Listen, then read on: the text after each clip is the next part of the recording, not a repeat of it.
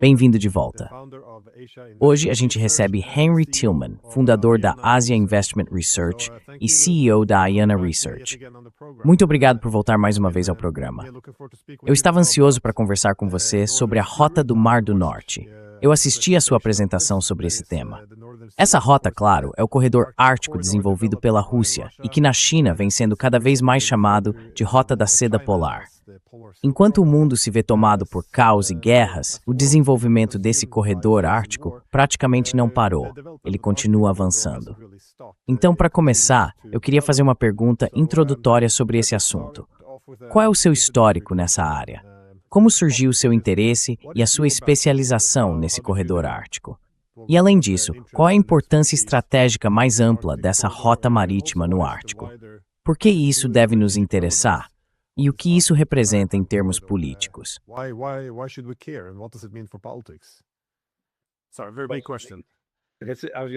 Desculpe, é uma pergunta bem grande. Eu diria que ela tem pelo menos 3 partes. Então deixa eu começar pelo básico. O avô dos meus filhos foi um político importante no Canadá. Ele começou a me levar para o Ártico em meados dos anos 90. Desde então eu venho fotografando o Ártico, os icebergs e tudo mais já faz uns 30 anos, do Canadá até a Rússia. Então é algo que realmente vem de 30 anos atrás. E entre 2007 e 2013, eu fotografei vários icebergs morrendo ao longo da costa oeste da África. Porque, claro, Mônaco já vinha estudando isso, a Fundação IKEA também. Então comecei a acompanhar esses fenômenos ao longo dos anos, e nesse período acabei usando essas fotos para fazer um pequeno filme.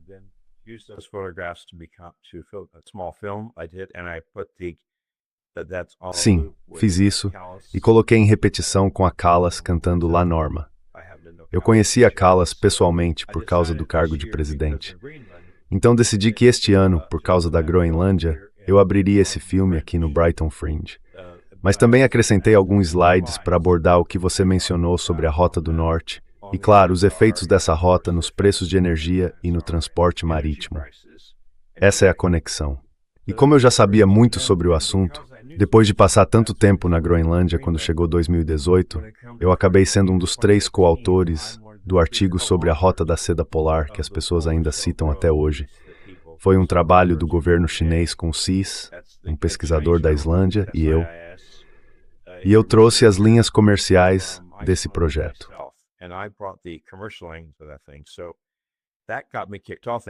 Foi assim que eu acabei entrando nesse assunto.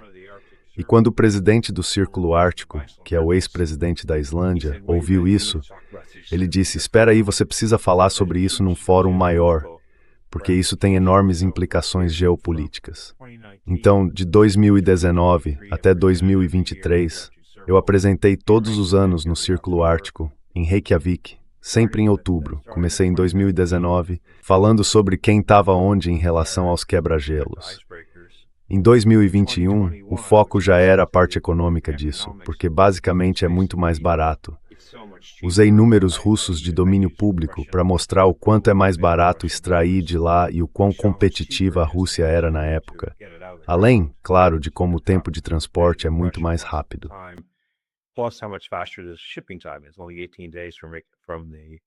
São só 18 dias do Mar de Barents até o Tartaristão, contra 35 dias até Hormuz e 50 dias até o sul da África. Então não é só muito mais barato extrair de lá, também custa menos para transportar. Isso era em 2021.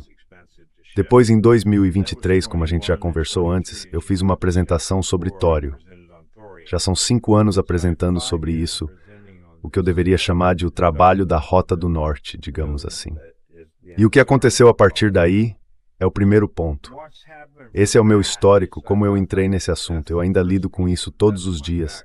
Participei das antigas discussões sobre Kirkenes, por que eu entrei, por que eu não entrei, todo tipo de coisa relacionada a isso.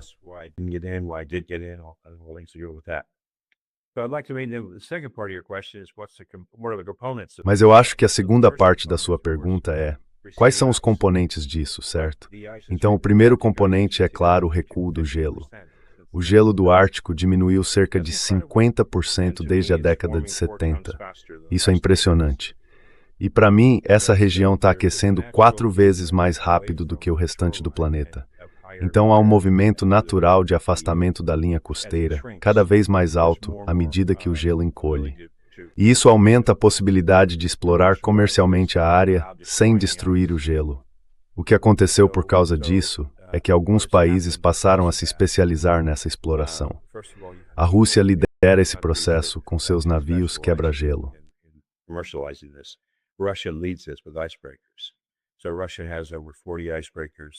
A Rússia tem mais de 40 quebra-gelos. 8 deles são movidos a energia nuclear. A China também tem quebra-gelos, mas ainda está construindo um quebra-gelo nuclear e um navio cargueiro nuclear. Um cargueiro nuclear de grande porte. Somando Rússia e China, eles têm mais quebra-gelos do que todos os países da OTAN juntos. Ou seja, é uma força poderosa.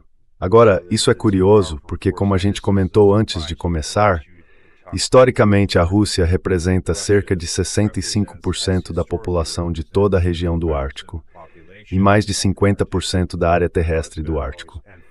Então, basicamente a Rússia sempre teve o controle do Ártico, tanto em população quanto em território. Por isso, é meio forçado esse argumento de que a Rússia está descobrindo o Ártico agora, porque eles estão lá há décadas, certo?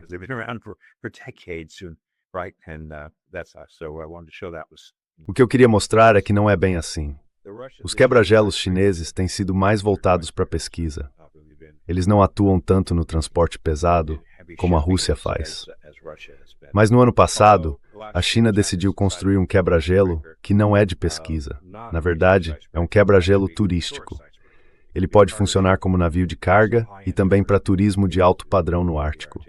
Isso porque, dependendo do que se acredita sobre o cronograma, o gelo pode diminuir bastante nos próximos 10 anos, e há quem diga que ele pode praticamente desaparecer até 2050, o que é algo bem significativo. O tráfego já está aumentando, porque agora a rota fica utilizável por cerca de 4 meses e meio por ano. No ano passado, por exemplo, em 2025, ela fechou em meados de novembro.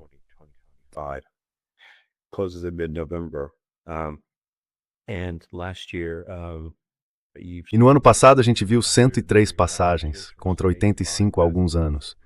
Mas mais importante que isso, o volume transportado dobrou. Tivemos 38 milhões de toneladas no ano passado, contra 18 milhões em 2018. Ou seja, o uso está crescendo cada vez mais. Há tráfego nos dois sentidos. É, em grande parte, gás natural liquefeito russo, o que não deve te surpreender. Então, com o recuo do gelo, o avanço da tecnologia e o uso de quebra-gelos, o tráfego aumentou. Exato. E aí vem a última parte da sua pergunta. O que está acontecendo no mundo hoje? Pois é, não deve te surpreender que, especialmente nos últimos meses, a Rússia tem se esforçado muito para se conectar com vários outros países, como você mencionou, indo para o leste em vez do oeste. O oeste esse secou.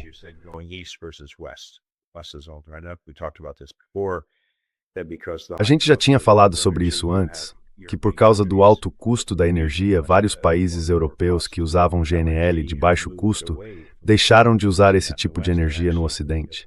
E, na verdade, a BASF inaugurou neste ano uma grande planta de 10 bilhões de dólares na China, usando GNL russo. A gente também viu empresas alemãs de hidrogênio verde trabalhando em parceria com a China, lá na própria China. Então, o que está acontecendo é que o Ocidente não consegue usar essa tecnologia, essa energia de baixo custo, da mesma forma que a China consegue. E como se diz, as boas notícias se espalham rápido. Nos últimos meses, vários países firmaram parcerias com a China e com a Rússia para desenvolver rapidamente essa rota chamada NSR. E além disso, algo ainda maior, um corredor transártico.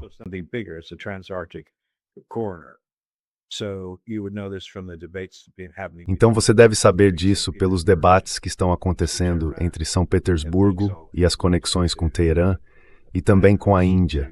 E claro, até da Índia atravessando, aliás, vamos falar sobre o que acontece no topo do mundo. Você tem o NSTC, como você sabe, esse é um movimento importante para a Índia. Então, essencialmente, com essa estratégia indiana, fecha-se um ciclo completo, como eu acabei de descrever. A Índia pode então se abastecer com gás natural liquefeito russo a um custo mais baixo. Aliás, eu apresentei isso em 2021, 4 meses antes da guerra começar. Na época, a Rússia era apenas a número 2, atrás do Catar, na produção de GNL. As pessoas esquecem que lá em 2004, quando Putin apostou que conseguiria fazer isso na Sibéria, por 2021, ele já era o segundo maior produtor, atrás do Catar.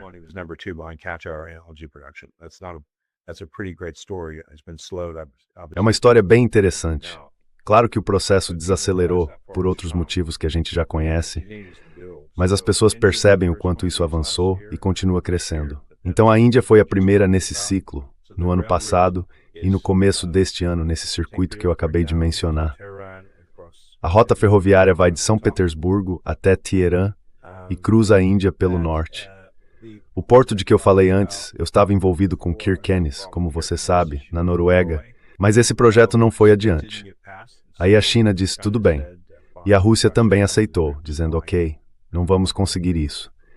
Então a China decidiu investir 2,5 bilhões de dólares em Arkhangelsk, que é um porto importante.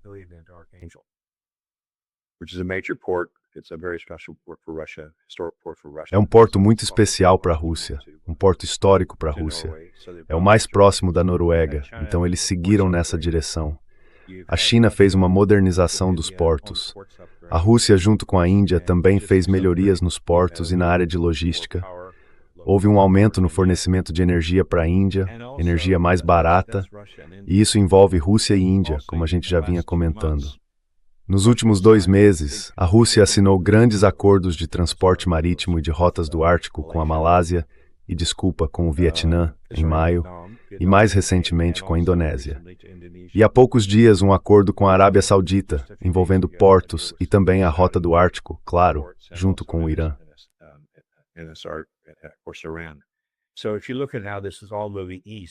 Se você observar como tudo isso está se movendo para o leste, o Ocidente foi praticamente bloqueado por causa das sanções, e isso acabou gerando preços de energia mais altos.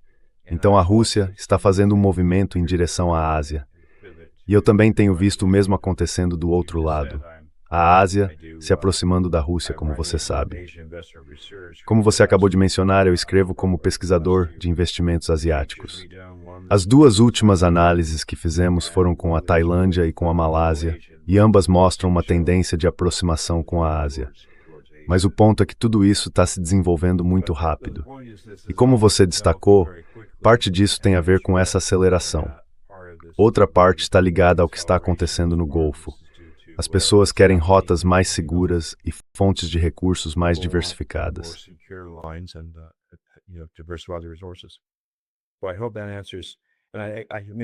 Espero que isso responda. Vou encerrar com mais uma parte disso. Não é para terminar o que fizemos em agosto passado, quando falamos sobre como Kremnikov e Uric estavam se unindo na área de energia nuclear. É então basicamente como dissemos antes. Rússia, Índia e China estão trabalhando juntas, colaborando em energia nuclear estatal. Quem construiu o quê? Quem está ligado a quem? A mesma coisa está acontecendo agora com o transporte marítimo. A mesma coisa com a logística. A mesma coisa com os portos. É uma integração apoiada por infraestrutura, logística e energia. Energia e força. Energia de baixo custo. Então, espero ter respondido suas 3 perguntas complexas e cheias de partes. Foi assim que eu entrei nesse assunto. Esses são os componentes dentro disso, e por isso que o Berkshire está no top. E agora a aceleração que você mencionou há alguns minutos. Espero que isso responda ao seu ponto. Sim. Eu comecei a me interessar muito pelo Ártico enquanto escrevi um livro em 2015. O título era A Estratégia Geoeconômica da Rússia para a Grande Eurásia. Basicamente, o livro tratava do que aconteceu depois da mudança de regime na Ucrânia, apoiada pelo Ocidente, porque isso pôs fim à antiga iniciativa russa da Grande Europa, que vinha desde a ideia do Gorbachev de uma casa europeia comum. Enfim, como toda a economia da Rússia está sendo redirecionada do Ocidente para o Oriente, achei o Ártico especialmente interessante, porque todos os outros países árticos são potências ocidentais. E agora, todos eles fazem parte da OTAN.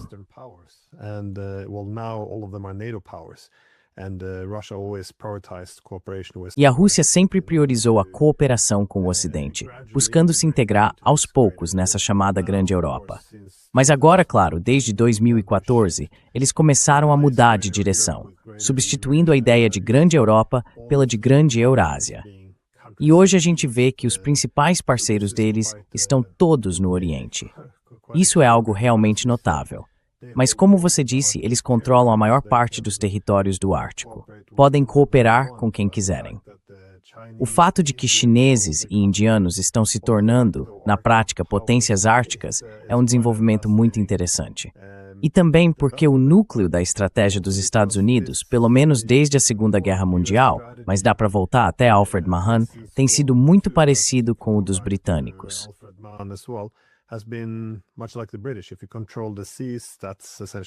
Se você controla os mares, isso é basicamente uma fonte essencial de poder.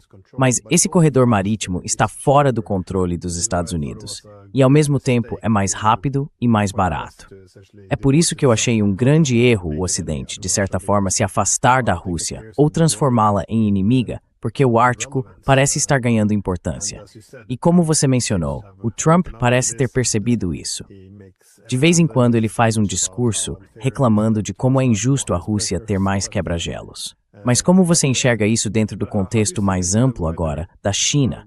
Porque para quem acompanha a geografia, as águas do Ártico, entre a Europa Ocidental, ou seja, entre a Noruega e a Rússia, são chamadas de Mar de Barents.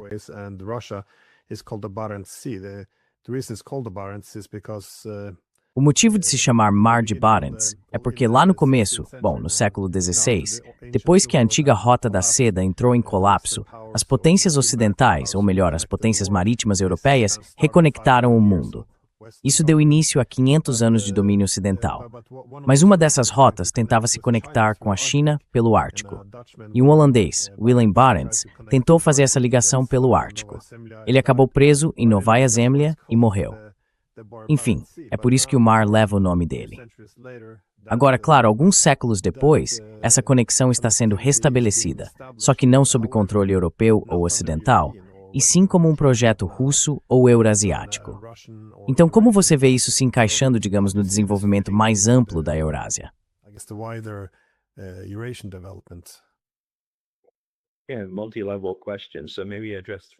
São perguntas em vários níveis. Então talvez seja melhor começar com duas coisinhas. Isso volta lá para 2018, que é quando saiu o texto original ao qual você está se referindo. Eu diria que foram as sanções impostas à Rússia que aceleraram esse processo. Foi o uso pesado de sanções pelos Estados Unidos que no começo pode ter levado ou acelerado o lançamento da Zona Polar. Isso faz parte de várias rotas da seda. Mas eu diria que foi um dos fatores que impulsionaram tudo isso. A Rússia precisava de capital chinês. E ainda precisa, em vez de os chineses reconstruírem Arkhangelsk.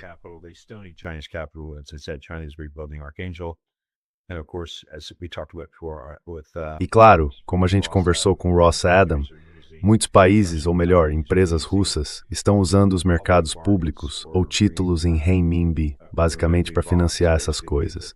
Então isso começa em 2018. Eu defendo que, na verdade, começou em 2014, que foi quando tudo isso foi lançado.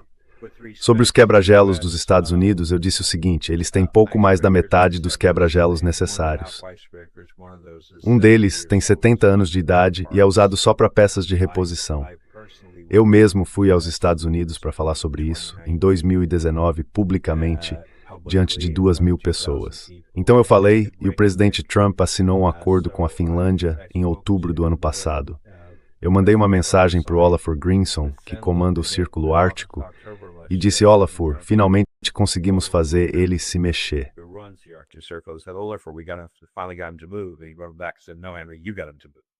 E ele voltou e disse: não, Henry, foi você que convenceu ele a mudar. Então eles assinaram com a Finlândia. Agora, esses são quebra-gelos padrão, não são quebra-gelos nucleares. Eles também estão conversando com a Coreia. Mas como você bem observou, tudo isso que envolve o mundo de hoje, com a Coreia, as questões da indústria americana e tudo que a gente lê sobre o assunto, também faz parte desse pacote. No aspecto geopolítico mais amplo, dá para perceber que os países de que estamos falando aqui fazem parte dos BRICS. É isso mesmo. Então não chega a ser surpresa que tudo isso faça parte de algo muito, muito maior.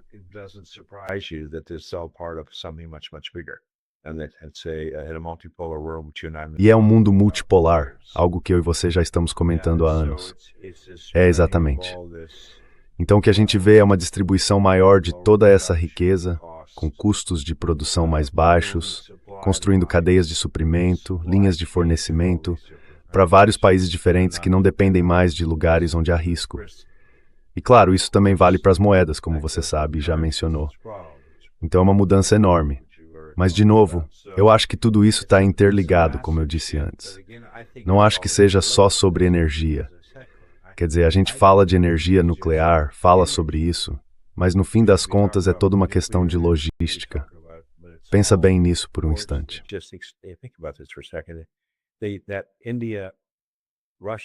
Esse vínculo entre a Índia e a Rússia não tem nada a ver com o Ocidente. Zero.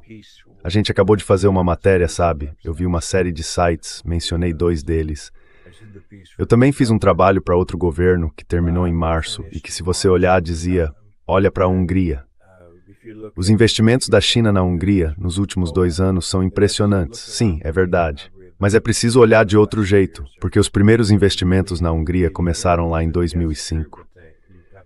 Existe um plano de 30 anos em que a China disse: vamos fazer isso ao longo de 30 anos. E eles fizeram. Até 2035, a Hungria vai ser um centro logístico totalmente integrado.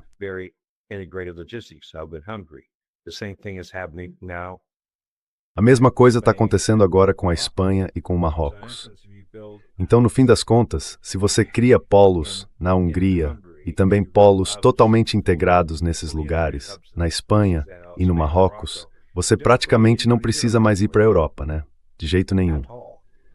É por isso que a Europa, se quiser continuar jogando, precisa olhar para o outro lado e escolher outro campo para jogar. Não é um ataque, é só uma forma de reduzir as sanções.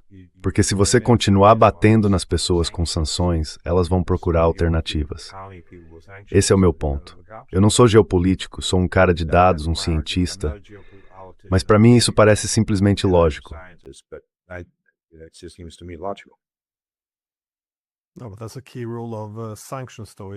Essa é uma regra fundamental das sanções.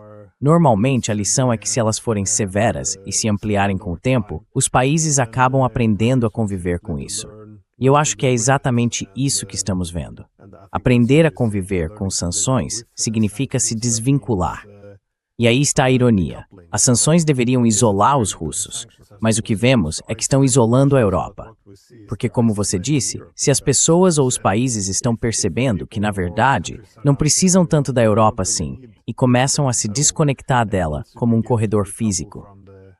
Então, por que usar os seguros deles?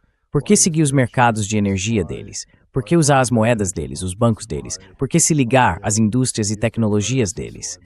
E, de repente, quer dizer, essa era justamente a lição da antiga Rota da Seda.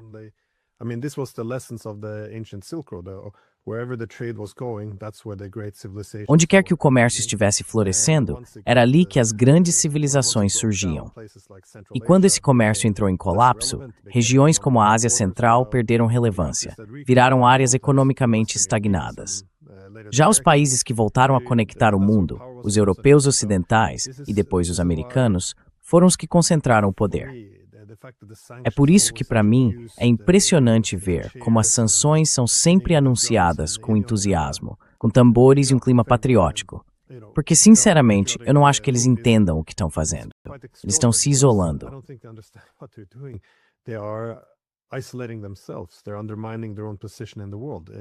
Eles estão minando a própria posição no mundo, basicamente alimentando essa mudança sobre onde vai estar o principal poder econômico no futuro.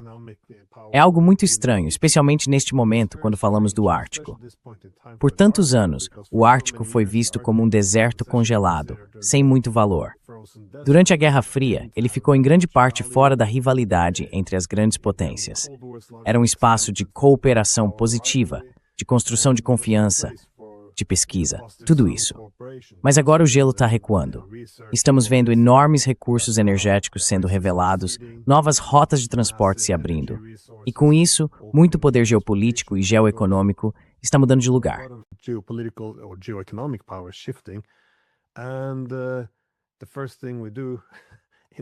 E a primeira coisa que a gente faz no Ocidente é se desconectar disso.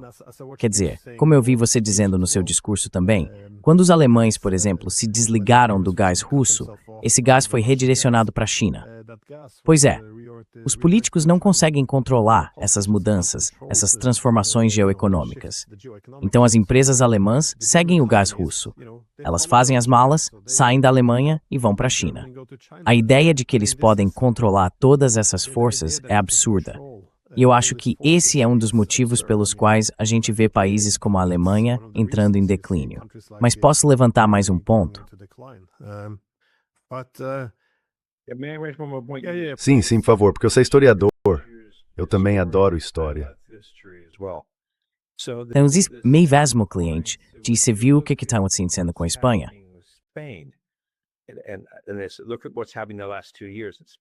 E olha o que vem acontecendo nos últimos 2 anos na Espanha.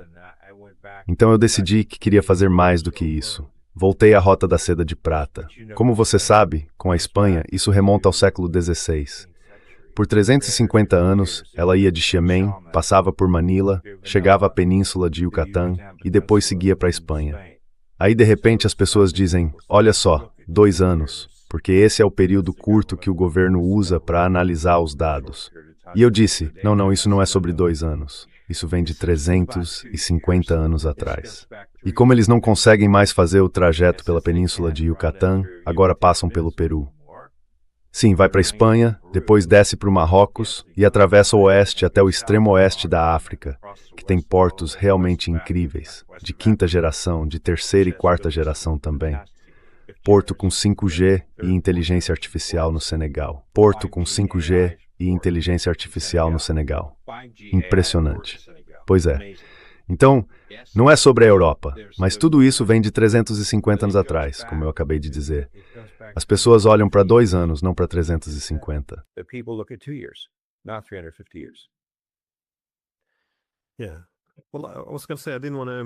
Bom, o que eu ia dizer é o seguinte, eu não quis sugerir que o corredor ártico vai, de alguma forma, dominar todo o comércio mundial ou substituir o canal de Suez. Mas eu acho que esse é justamente o ponto da nova Rota da Seda. A Rota da Seda nunca foi uma estrada só. Era um sistema mundial diversificado, com muitas rotas. E eu acho que sim, o Ártico pode absorver uma parte disso, ou seja, ser um dos vários corredores. Mas como você mencionou, ele também é complementado, por exemplo, pelo Corredor Internacional de Transporte Norte-Sul, que liga a Rússia, o Irã e a Índia.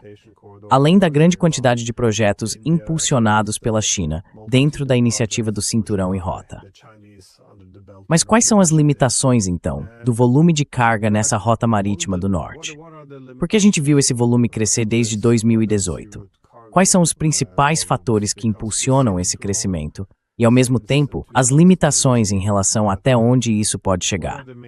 E eu só acrescentaria que sei que isso também é complementado pelo comércio de energia, claro, que é justamente o tema sobre o qual a gente costuma conversar quando você participa aqui do programa.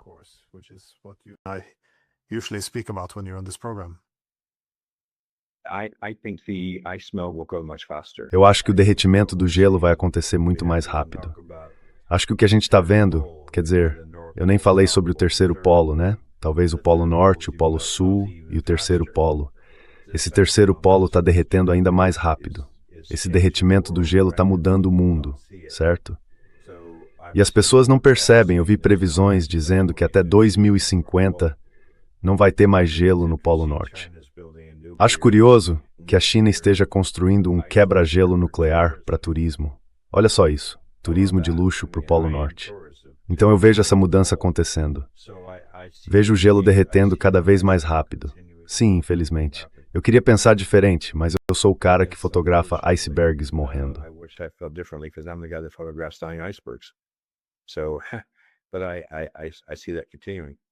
Então, mas eu vejo isso continuando. Eu gostaria que fosse diferente. Mas quanto mais as pessoas adotam o que a gente falou antes, a energia de tório que está chegando, melhor. Disseram pra gente que o Linglong 1, que não é de tório, vai ser comercial ainda este ano. E como há 5 países que... Bom, isso é sobre os SMRs terrestres, os SMRs comerciais. Como há 5 países testando reatores chineses de 10 a 30 megawatts, é só uma questão de tempo até que esses 5 tenham seus próprios SMRs. Então isso está vindo. Está vindo rápido. Mas sabe, o quão rápido eles conseguem conter o que está acontecendo no norte? Isso eu não sei. Não tenho como responder essa pergunta.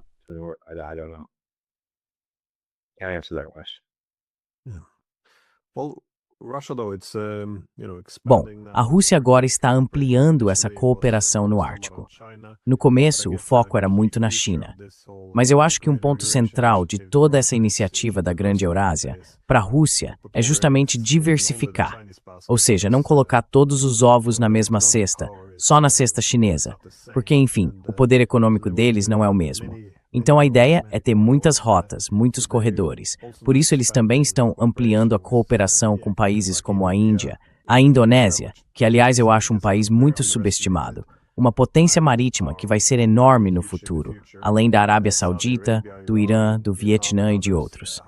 Quais seriam, na sua opinião, os objetivos estratégicos mais amplos de Moscou ao buscar essas parcerias? Porque em geoeconomia, a gente costuma ver os interesses econômicos andando junto com os interesses políticos ou estratégicos mais amplos. Mas enfim,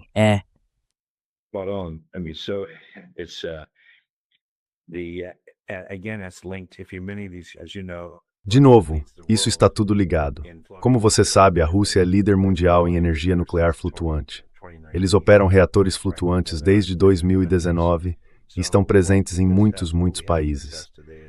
Então, o que temos nesse teste de hoje é um grupo de países asiáticos conversando com a Rússia sobre energia nuclear segura. Muitos desses países estão em diálogo com a Rússia, Vietnã, Tailândia e vários outros pela Ásia e também pelas Américas. Está tudo conectado e também tem ligação com o setor militar, como você bem observou. As conexões vão muito além de transporte marítimo, portos e logística. É difícil separar isso, certo? Tudo parte de uma base logística, uma base de energia. É preciso abastecer o próprio país. E se você olhar para os países asiáticos, seja com energia russa, chinesa, indiana ou mais adiante com tório.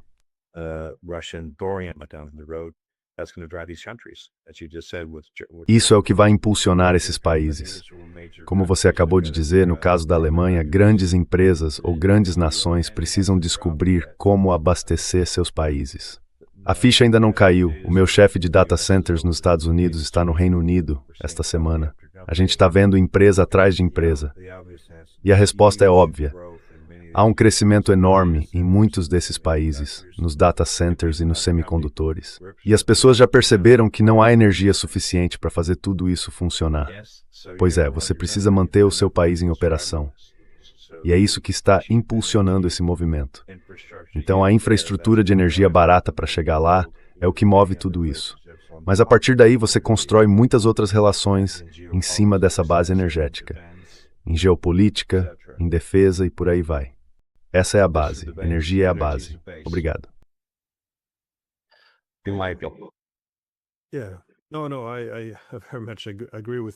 Sim, eu concordo totalmente com isso. Você vê alguma possibilidade de trazer, de certa forma, um componente ocidental para essa questão? Digo, os Estados Unidos parecem estar sendo um pouco pragmáticos. Parece que esperam que, se repassarem ou terceirizarem a guerra da Ucrânia para os europeus, possam melhorar as relações bilaterais com os russos. Mas, de novo, seria bom ver uma região como o Ártico sendo usada para uma segurança de soma positiva e não só para uma rivalidade de soma zero. Só que, bom, os europeus acabaram de escalar a situação ao anunciar que vão começar a mirar também no transporte marítimo russo. Então, acho que sim, parece que eles vão acabar sendo basicamente excluídos de todo o trabalho e da cooperação no Ártico. Mas você vê alguma outra possibilidade? Eu espero estar errado, mas você acha que os Estados Unidos, ou talvez também os europeus, têm algum interesse ou alguma iniciativa para tentar usar o Ártico para melhorar as relações de novo?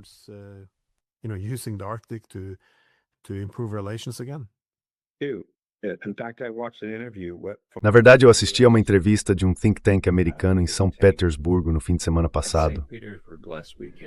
Os Estados Unidos ainda têm cerca de 100 bilhões de dólares investidos hoje na Rússia. Não é pouca coisa, né? E pela primeira vez havia várias empresas americanas lá em São Petersburgo dessa vez. No fim de semana passado, várias companhias dos Estados Unidos apareceram por lá. Então, eu vejo uma reaproximação acontecendo em algum momento, comercialmente falando, como você disse, no campo comercial, porque há muito talento na Rússia, certo? No setor de energia, nuclear e em vários tipos de tecnologia, né?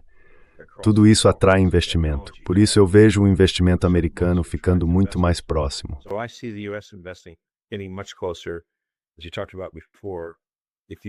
Como você mencionou antes, se a gente pensar nesses orbes, existe o orbe Permikov e existe o orbe ocidental. É um orbe eurasiático Permikov, não russo, eurasiático. E eu vejo esses orbes colaborando, não competindo. Mas claro, talvez eu esteja sendo otimista demais. Ainda assim, mais adiante eu vejo cooperação e vejo os Estados Unidos tendo um papel maior dentro da Rússia no futuro. Acho que a Alemanha com o tempo também vai nessa direção. E a Itália da mesma forma. Não dá para falar país por país. Mas nesse meio tempo você tem empresas e países ocidentais, seja a Hungria, seja a Espanha, dizendo, espera aí, tem mais crescimento em outros lugares do que com vocês, e de um jeito mais atraente.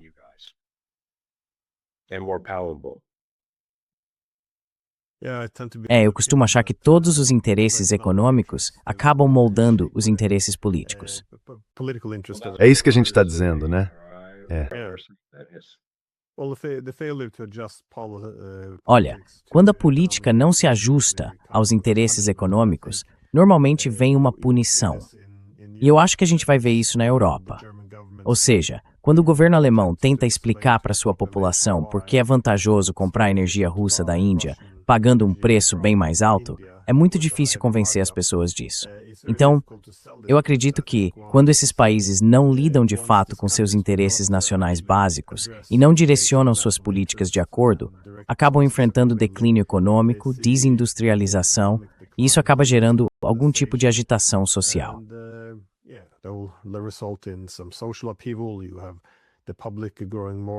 O público está ficando cada vez mais insatisfeito com os governos.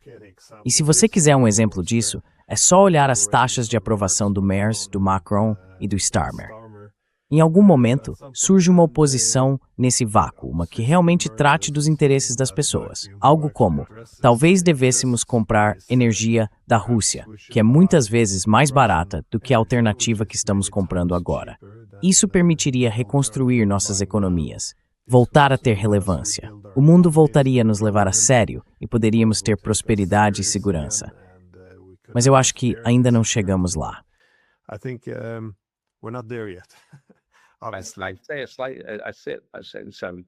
Eu digo isso meio em tom de brincadeira, sabe? Se você olhar para um período de 2 anos em que está governando o país, é só manter o sapo dentro da panela. Vai aumentando o fogo aos pouquinhos, mas sem deixar o sapo pular fora. E é isso que está acontecendo, né? Os preços sobem e continuam subindo. Olha como isso está sendo disfarçado nos mercados de ações hoje. A gente sabe que, se olhar os números por trás disso, eles são bem assustadores. Quando se fala em fertilizantes, em hélio e por aí vai, ninguém está discutindo isso nas políticas e a imprensa ocidental não vai cobrir esse assunto. E no fim das contas, perus não votam pelo Natal.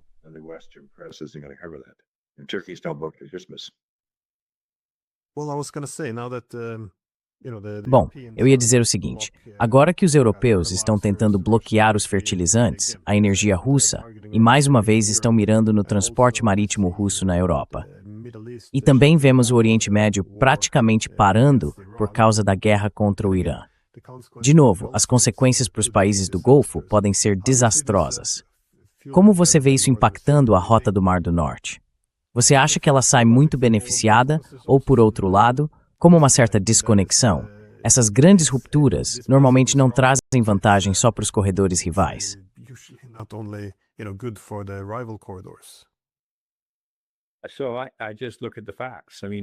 Então eu olho para os fatos. Quer dizer, se você observar os acordos do Vietnã, da Indonésia e da Arábia Saudita com a Rússia, que aconteceram em maio e junho, o que isso te diz sobre o que está acontecendo com essa fonte de energia e estabilidade nos últimos 3 meses?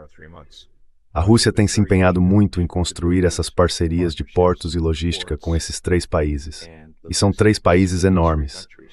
Juntos somam mais de 500 milhão de pessoas, certo? A Indonésia tem quase 300 milhões de habitantes. E claro, tem a Arábia Saudita. São populações gigantescas. Nos últimos 2 meses eles têm se aliado à Rússia, dizendo que querem outras opções. Eu vejo isso continuando. Espero que o Irã se estabilize.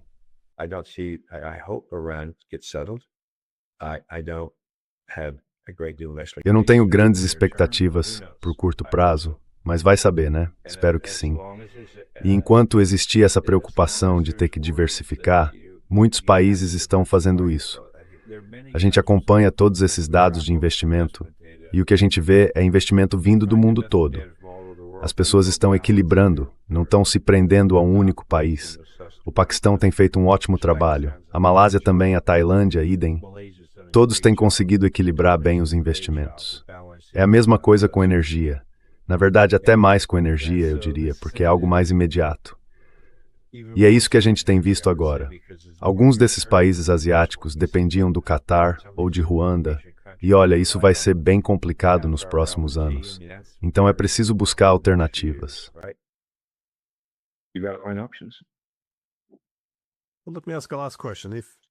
Deixa eu fazer uma última pergunta. Você é uma pessoa de dados. Olha para os números. Se as tendências atuais continuarem, quão diferentes você acha que vão ser os padrões de comércio no Ártico em 2030, 2035, comparado com o que a gente vê hoje? Quero dizer, como você enxerga o rumo que isso está tomando?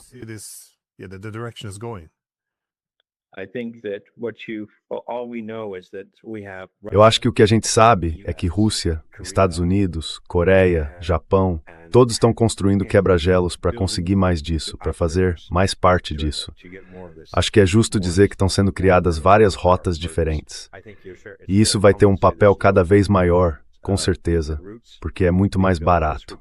Quer dizer, os números, em 2021, eu não tenho dados atualizados agora, mas quando apresentei isso em 2021, o GNL russo de Yamal era 4 vezes mais barato. 4 vezes mais barato que o do Ocidente. E com metade do tempo de transporte. Então faça as contas. É significativo, né? E vai continuar sendo, porque basicamente são só 18 dias até parar na Rússia.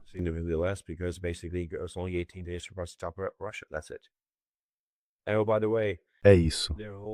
E aliás, toda essa história deles, esse falso alarme de que você precisa ir para a Groenlândia porque ela está sendo atacada pela Rússia e pela China.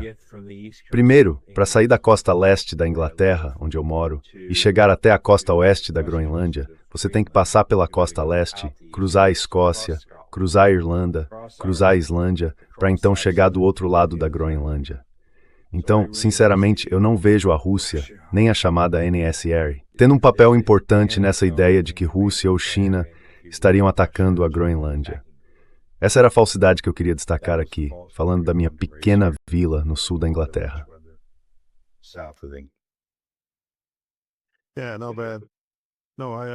Nada mal. Não, eu concordo. Acho que ninguém levou isso muito a sério. Foi meio triste ver a chanceler alemã repetir essa ideia de que os Estados Unidos teriam um interesse real na Groenlândia para protegê-la de uma invasão chinesa ou russa. É bem absurdo. Mas os russos já controlam o Ártico, 65% da população que vive lá, há décadas. Então, o que tem de novo nisso? O que é que eles vão fazer agora que ainda não tenham feito antes? Sim, não. Mas eu acho que para os americanos, a primeira vez que eles demonstraram interesse em comprar a Groenlândia foi na mesma época em que estavam adquirindo o Alasca.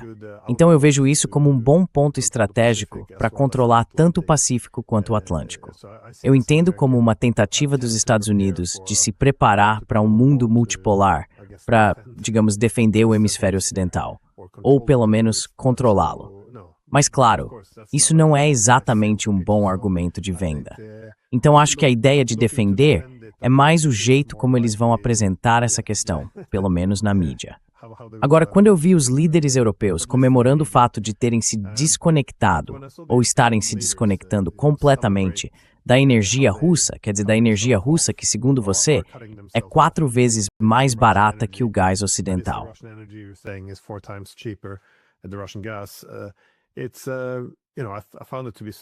Achei isso realmente extraordinário, porque eu aprendi que segurança energética significa ter um fornecimento de energia barato e confiável.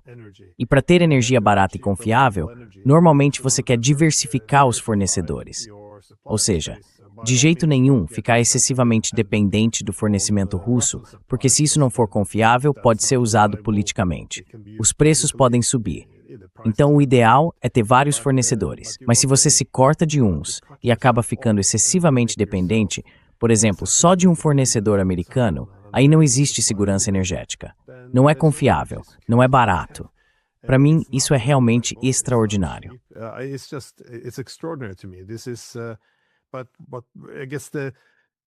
Mas eu acho que a minha fonte de otimismo é que dá para fazer isso só por um tempo, até que você seja obrigado a encarar a realidade. E eu acho que é exatamente aí que a gente está chegando agora na Europa. Dá para ver a oposição política a essa loucura começando a aparecer. A gente está num ponto, eu diria, em que eles estão tentando criminalizar ou marginalizar a oposição, como dá para ver na Europa, né? Da França à Alemanha. Mas chega uma hora em que isso só gera revolta, e não dá para ignorar a realidade para sempre. Mas com sorte, pelo menos falando como europeu, eu gostaria de ver o Ártico se tornar uma área de cooperação real entre as grandes potências, em vez de continuar sendo um espaço de conflito de soma zero.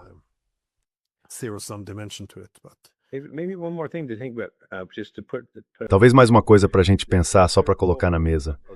O terceiro polo desses países com picos de 8.000 metros, o derretimento do gelo lá está acontecendo muito rápido. Isso vai ter um efeito de curto prazo nas regiões arenosas dos países C5 e C6, certo? Mas, mais importante que isso, esse derretimento vindo do Tibete, os chineses estão construindo um rio no oeste da China que vai ter o tamanho do Yangtze. Na verdade, usando a água do degelo, do derretimento das geleiras, para transformar aquele deserto em área verde. Sim, eles estão construindo um rio do tamanho do Yangtze a partir do fluxo de gelo que vem do Tibete, das montanhas, e isso vai realmente deixar toda aquela região verde. E com isso, a necessidade de buscar alimentos em outras partes do mundo vai mudar. Então tudo isso está acontecendo por causa desse derretimento do gelo. E praticamente nenhuma imprensa ocidental está cobrindo isso, por todos os motivos que você acabou de mencionar.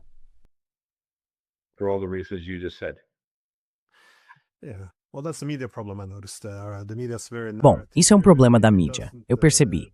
A mídia é muito guiada por narrativas. Se não dá para contar uma boa história de vitória, o assunto simplesmente desaparece. Pelo menos foi assim também quando se falou sobre as rotas marítimas e energia, depois que o Nord Stream foi destruído. Todo mundo lembra do enorme interesse da imprensa, enquanto dava para apresentar aquilo como se fosse a Rússia atacando o próprio gasoduto.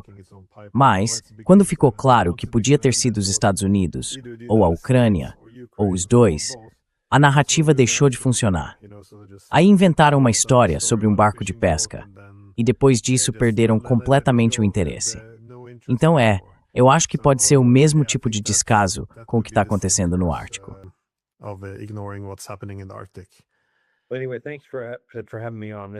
Mas enfim, obrigado por me receber. Eu só quero mostrar como isso está mudando rápido. Já mudou.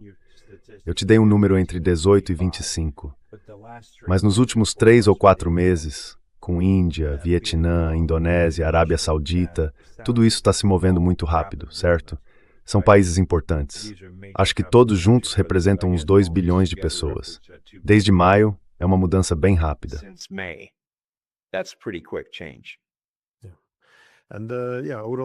E olha, eu também recomendaria que as pessoas ligassem esse vídeo àquela conversa que a gente teve sobre tório, porque achei o assunto bem fascinante e também muito importante para as pessoas conhecerem.